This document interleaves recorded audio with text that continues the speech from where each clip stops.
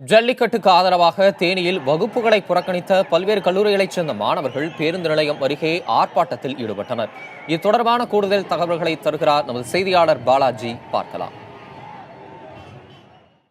ஜல்லிக்கட்டுக்கு உண்டா மீதான தடையை நீக்க கோரியும் பீட்டா அமைப்பை தடை செய்ய கோரியும் தேனி மாவட்டத்தில் உள்ள அனைத்து கல்லூரி மாணவர்களும் தேனி பேருந்து நிலையம் முன்பு உள்ள கண்டன ஆர்ப்பாட்டம் நடத்திட்டு வராங்க.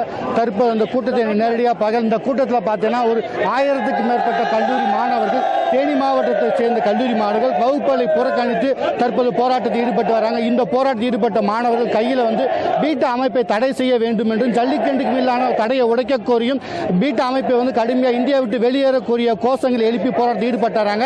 இது பற்றி இந்த போராட்டத்தில் ஈடுபட்ட ஒரு மாணவன்கிட்ட கேட்போம். தம்பி, இப்போ நீங்க போராட்டத்தில் ஈடுபடுங்க, நீ எப்படி இந்த கூட்டத்தை அசம்பிள் ஆனீங்க?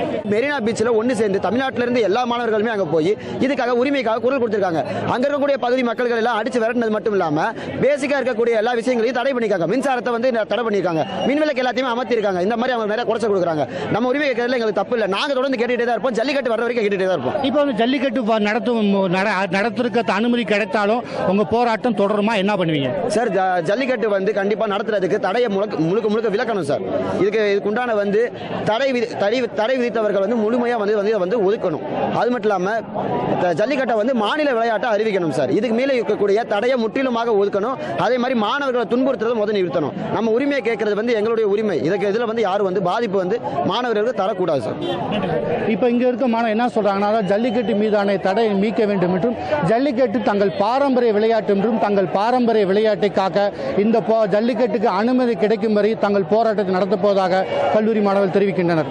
புதிய தலைமுறைக்காக ஒளிப்பதிவாளர் நாகராஜுடன் பாலாஜி.